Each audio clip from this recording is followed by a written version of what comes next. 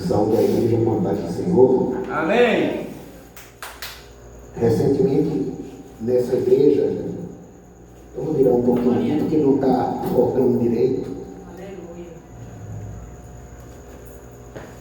Recentemente, nessa igreja, nós iniciamos um estudo do livro de Jó. E como o estudo da Bíblia exige contexto, nós iniciamos com Deuteronômio 7, de 11 a 15, onde vimos que quem não peca não adoece. E por que todo mundo adoece? Todo mundo tem pecado. Nós também vimos aqui em Jó 2,10 que Jó não pegou com os seus lábios. Veja só, já está no versículo 2,10. Então, está afirmado isso em relação ao que já tem acontecido até ali. Outras coisas acontecerão ao longo do livro de Jó. Certo? Jó não pegou com os seus lábios, mas ele adoeceu. Ele tinha um pecado. Peraí, irmão Alexandre, Deuteronômio foi depois da história de Jó. Não parece ser do tempo dos patriarcas, não do tempo da lei. Tá, mas a lei já existia. A lei já existia. Por isso que Deus destruiu o mundo com o dilúvio, por isso que Deus destruiu Sodoma e Gomorra.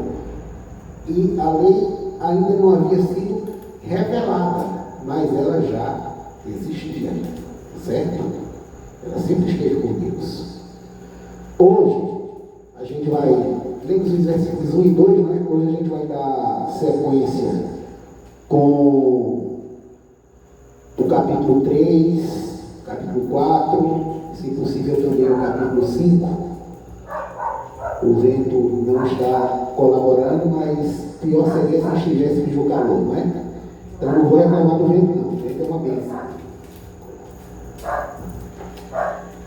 E assim como da outra vez nós introduzimos.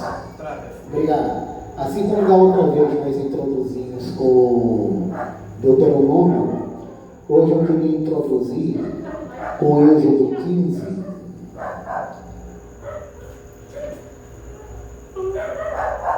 Perdão. Êxodo 16.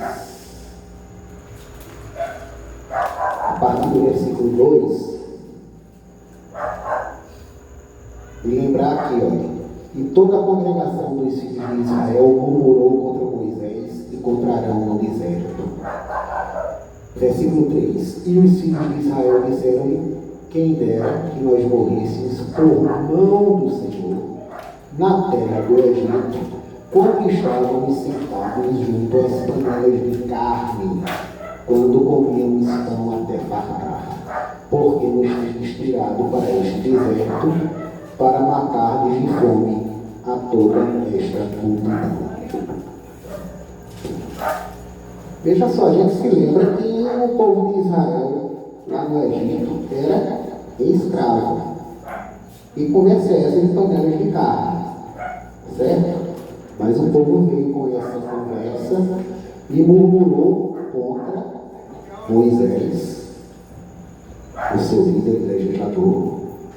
O legislador era Deus, não é? Mas Moisés levou a fama porque foi quem escreveu a lei. E contra Arão, o sacerdote. Certo? Mais uma vez aqui, Números capítulo 14. Eu vou dar um instante para que a congregação possa localizar em suas Bíblias. Se alguém tiver dificuldade para localizar, pode pedir ajuda. Agora Números 14. Podemos? Ainda não?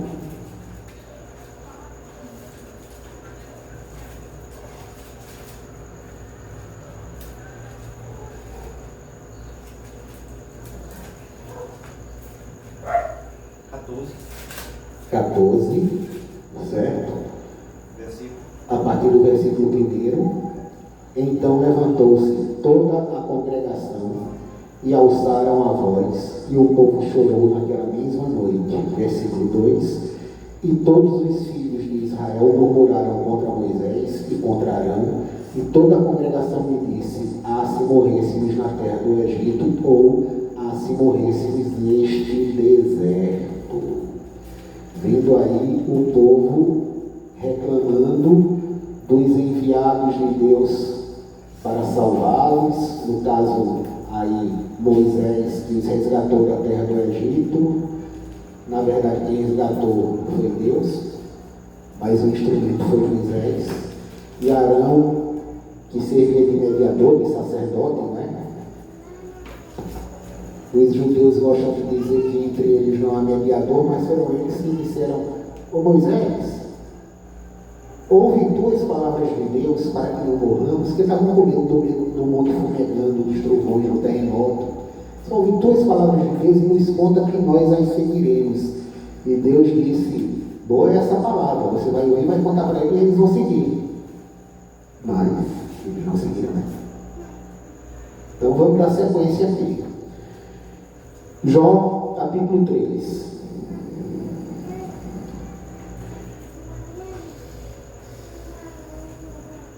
O foco agora vai ser Jó. Nós lemos Êxodo e Números para contextualizar.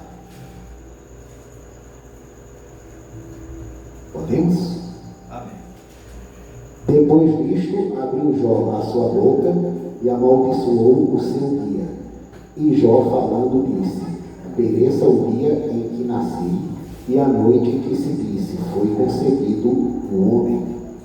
Converta-se aquele dia em trevas, e Deus lá de cima não tenha cuidado dele. Esse dele aí é daquele dia, certo?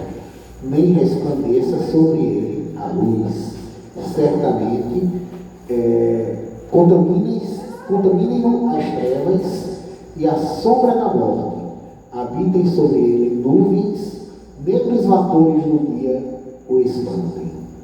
A escuridão tome aquela noite, e não se goze entre os dias do ano, e não entre no número dos meses. Ah, que solitária seja aquela noite, e suave música não entre nela. Amaldiçoe-na aqueles que amaldiçoam o dia, que estão prontos para fazer correr o seu pranto. Escureçam-se as estrelas do seu crepúsculo, que espere a luz e não venha, e não veja as pestanas dos olhos da alva. Porquanto não fechou as portas do ventre, nem escondeu dos meus olhos a canseira. Porque não morri desde a madre, e em saindo do ventre não expirei. Olha como isso parece com aquilo que o povo disse: ah, se nós tivéssemos morrido lá na terra do Egito, ele queria morrer antes de nascer. Queria ter sido um aborto. O versículo 12. Porque me receberam os joelhos, e porque os peitos para que amamentasse, porque já agora jazeria e repousaria, dormiria, e então haveria repouso para mim, com os reis e conselheiros da terra, que para si edificavam casas nos lugares assolados, ou com os príncipes que tinham ouro, que enchiam as suas casas de prata, ou como aborto oculto, não existiria, como as crianças que nunca viram a luz. Ali os maus cessam de perturbar, e ali repousam os cansados. Ali os presos juntamente repousam, e não ouvem a voz do exator.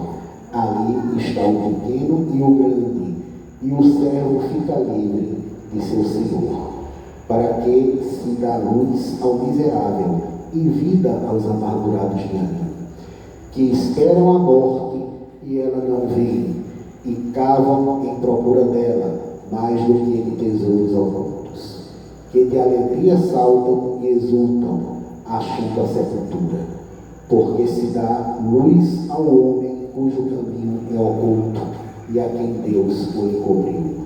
Porque antes do meu pão vem o meu suspiro, e os meus gemidos se derramam como água, porque o que eu temia me veio, e o que receava me aconteceu.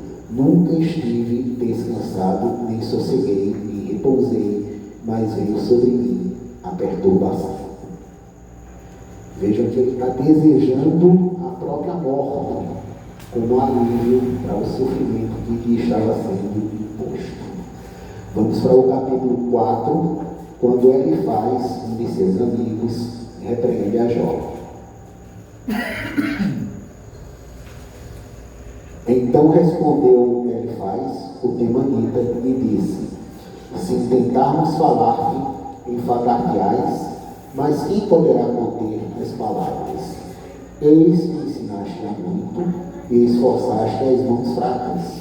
As tuas palavras levantaram os que tropeçavam, e os joelhos desfalecentes fortificastes. Mas agora a ti vem e te enfadas, e tocando-te te perturbas. Porventura não era o teu temor de Deus, a tua confiança e a tua esperança, a sinceridade dos teus caminhos? Lembra-te agora qual é o inocente que jamais pereceu, e onde foram os sinceros destruídos. Segundo eu tenho visto, os que lavraram iniquidade os que lavram iniquidade e semeiam o mal, cegam isso mesmo. Eu gosto sempre de lembrar essa palavra aqui, cegam, do verbo cegar, com a letra S, porque com C todo mundo sabe. Cegar é tirar a visão. E cegar com S. Que cegar é esse? A igreja sabe o que é cegar com S? Não. É colher grãos, colher trigo, cevada, citrão. No contexto bíblico, né, os grãos eram esses. No nosso contexto pode ser milho, feijão, arroz, certo? Já a colheita das uvas não é cega, é vindimar, não é? É um verbo diferente.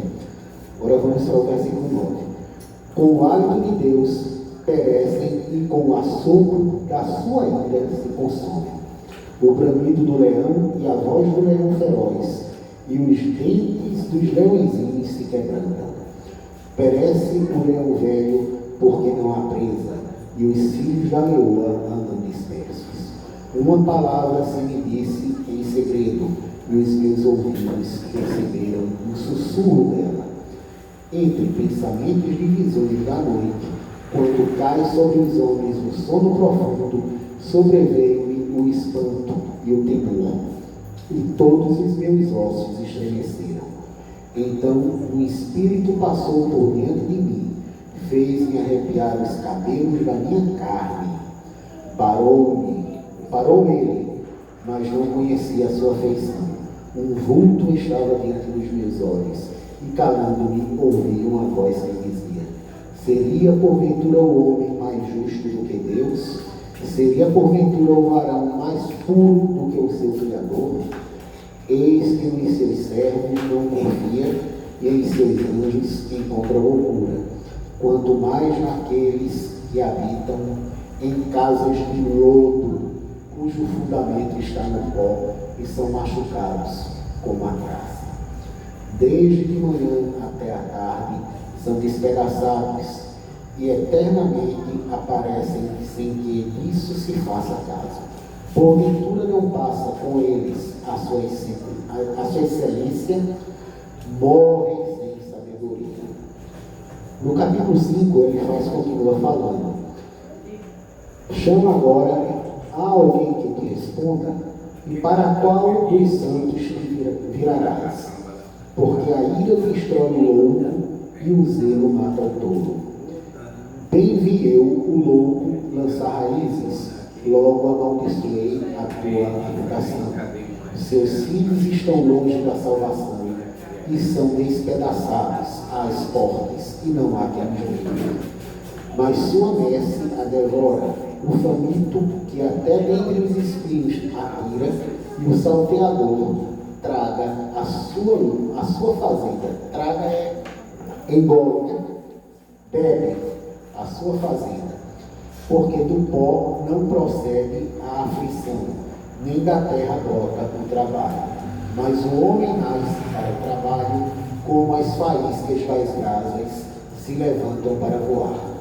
Mas quanto a mim, eu buscaria a Deus e a Ele dirigiria a minha fala. Ele faz coisas tão grandiosas que se não podem esquadrinhar, e tantas maravilhas que se não podem contar. Ele dá a chuva sobre a terra e envia água sobre os campos, para porcos abatidos no lugar alto e para que os enlutados se exaltem na salvação. Ele aniquila as imaginações dos astutos, para que as suas mãos não possam levar coisa alguma a efeito. Ele apanha os sábios na sua própria astúcia, e o conselho dos perversos se precipita. Eles de dia encontram as trevas, e ao meio-dia andam como se de noite as apalpadelas. As apalpadelas é tateando o caminho, né? Sem luz, tateando para não trombar em uma árvore, em uma pedra, entendeu? As apalpadelas. O versículo 15. Mas ao necessitado livra da espada, da sua boca e da mão forte. Assim a esperança para o pobre, e a iniquidade tapa a sua própria boca. Eis que bem-aventurado é o homem a quem Deus castiga. Não despreze, pois, o castigo do Todo-Poderoso. Olha, castigo vindo de Deus é bênção, bem-aventurado, né? Porque ele faz a chaga e ele mesmo a liga. Ele fere e as suas mãos curam. Em 6 angústias te livrará, e na 7ª o mal te não tocará. Aqui vejo aqui uma semelhança com a semana, né? 6 dias de trabalho e um descanso. Não vou entrar nessa seara, mas vamos ao versículo 20. Na fome te livrará da morte, e na guerra da violência da espada. Do açoite da língua estarás abrigado, e não temerás a assolação quando vier. Da assolação e da fome não rirás, e os animais da terra não temerás, porque até com as pedras do campo terás a tua aliança, e os animais do campo estarão contigo, e saberão que a tua tenda está em paz, e visitarás a tua habitação, e nada te faltará. Também saberás que se multiplicará a tua semente e a tua posteridade como a erva da terra. Na velhice virás à sepultura, como se recolhe o feixe de trigo a seu tempo. Eis que isso já o havemos inquirido, e assim é. Ouve-o e medita nisso para o teu bem. Vamos ver se eu não estou estourando o tempo da igreja. Espera aí. Ainda vai ter para a gente ler, mas o capítulo 6, quando Jó começa a se justificar. Aqui a gente vinha, ele faz falando. E eu quero chamar a atenção que a gente normalmente fala muito mal dos amigos de Jó, mas vejam que havia uma preocupação sincera. Jó, o que foi que você fez para merecer isso? E Jó, não fiz nada. Eu não fiz nada. Mas me aconteceu isso. E foi Deus que mandou, então eu aceito. Mas a situação está difícil. Agora vamos ver a resposta de Jó no capítulo 6. Essa resposta vai se prolongar mais além do versículo 6, só que eu não quero estourar o tempo que me foi designado. Então vamos lá. Então Jó respondeu e disse: ó, se a minha mágoa retamente se passasse, e a minha miséria juntamente se pusesse numa balança. E eu quero aproveitar esse versículo 6 para lembrar a gente, nessa região aqui da Paraíba, a gente costuma considerar que a palavra miséria é palavrão. E olha só, a palavra miséria na Bíblia não é palavrão, certo?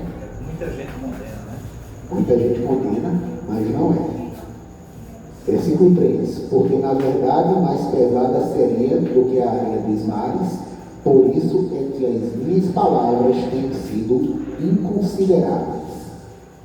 Porque as flechas do Todo-Poderoso estão em mim, e o seu ardente veneno o bebe o meu espírito. Os terrores de Deus se armam contra mim. Porventura zurrará o jumento montês à relva, ou berrará o boi junto ao seu pasto. ou comerciar sem sal o que é insípido é sem gosto, tá? Ou haverá gosto na clara do ovo? A minha alma recusa tocar em vossas palavras, pois são como a minha comida fastienta. Quem dera que eu cumprisse o meu desejo e que Deus me desse o que espero. E que Deus quisesse quebrantar-me e soltasse a sua mão e acabasse comigo. Olha o versículo 9. O 10. Isto ainda seria a minha consolação e me refrigeraria do meu tormento, não me poupando ele, porque não repulsei as palavras do Santo. Qual é a minha força para que eu espere? Ou qual é o meu fim para que prolongue a minha vida? É porventura a minha força, a força da pedra, ou que cobre a minha carne, está em mim a minha ajuda? Não me desamparou todo auxílio eficaz? Ao que está feito, devia o amigo mostrar compaixão, ainda ao que deixasse o temor do Todo-Poderoso. Olha ele reclamando o que ele faz. Você devia demonstrar compaixão. Vamos para o 15. Meus irmãos, aleivosamente. Quem sabe o que é aleivosamente? Quem sabe o que é aleivosamente? Ninguém? Insistentemente, teimosamente. Meus irmãos, aleivosamente me trataram.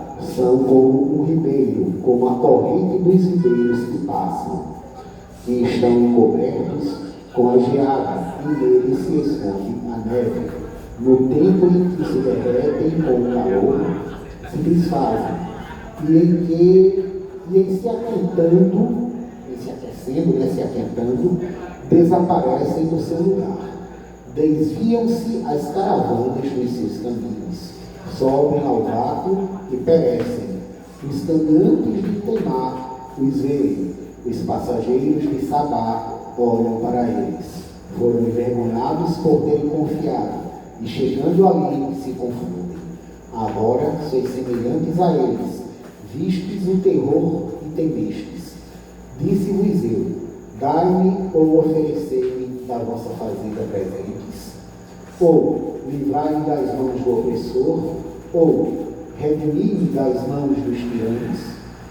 Ensinai-me e eu me calarei.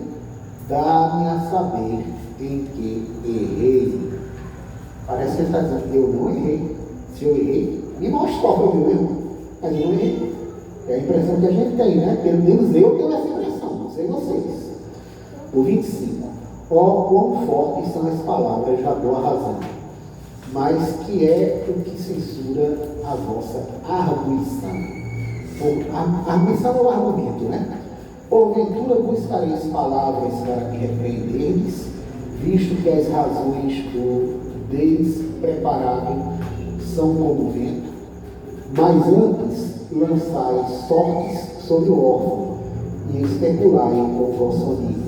Agora, pois, se sois servidos, olhai para mim e vede se mito em vossa presença. Voltai, pois, não haja iniquidade. Voltai sim, que a minha causa é justa. Há porventura iniquidade na minha língua, ou não poderia o meu paladar dar a entender as minhas misérias? Terminamos o capítulo 6. Jó vai continuar falando durante o capítulo 7, mas eu vou respeitar o tempo dado pela igreja e vou encerrar por aqui. Agradeço a oportunidade em nome de Jesus. Louvado e engrandecido seja o nome do Senhor.